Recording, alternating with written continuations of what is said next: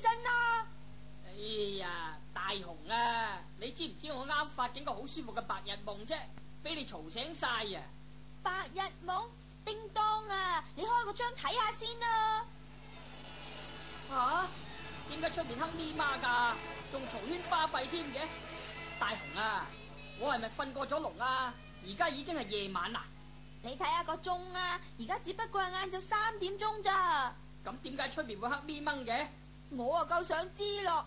可能出邊啲人已經知道咯，我哋出去湊下熱鬧咯。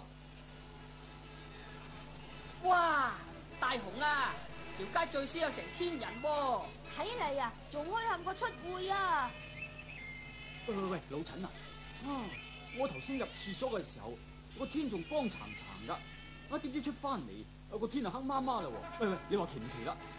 唉，你科唔係日食咩？我就話唔係日食啦，天文台都冇宣布嘅。如果唔係日食啊，個太陽去咗邊得嘅？喂，叮當啊，佢又講得冇錯喎，可能真係日食都唔定啦。喂，大家快啲開收音機啦！地球太空局有重要消息宣布啊！咩話？咁我哋快啲開收音機咯。喂，叮當啊，我哋快脆啲翻屋企攞收音機啦，遲啲就聽唔切噶啦。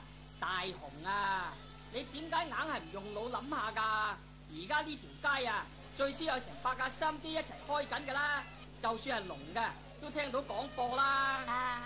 又係喎。各位市民，以下係地球太空局局長高爾博士喺下午3時所發出嘅特別廣播，請各位留意。各位市民，而家我有個消息要向大家宣布。我諗住喺南半球嘅市民今日都會發覺到天空突然之間漆黑一片。其實理由好簡單，因為喺地球上空100萬里突然間出現咗個叫做 M2 嘅星球。呢個星球係位於地球同埋太陽之間，而佢嘅體積最保守估計咧係地球嘅100倍。哇！地球嘅100倍啊，咁咪大得好緊要咯。因此太陽嘅光線就完全俾呢個 M2 星球遮住啦。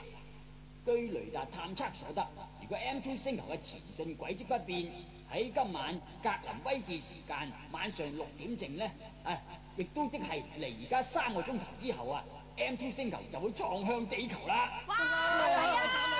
慘啊！呢次點算啊？地球冇人啦！哎呀，點算好啊？叮當啊，呢次我哋死梗啊！定啲嚟啦，聽埋高爾博士點講先啦。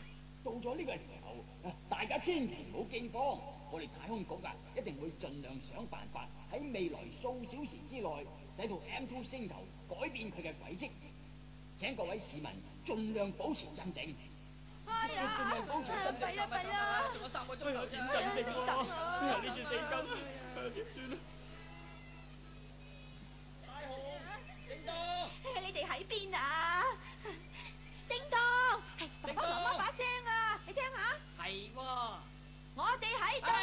喂，大雄啊，而家周街都立亂，你哋仲周圍走？係啦，快啲翻屋企啦！人多多啊，一陣俾人踩親叮當啊，唔好啦嘛。係啦，點解突然間對我咁好啊？叮當啊，我哋不嬲都對你好好噶啦。大雄媽咪嗬。係啊，我哋直情當你係我哋嘅親生仔咁樣噶啦。係啊係啊。爸爸媽媽，點解你哋今日係唔係有事想揾我幫手咧？翻屋企先講啦。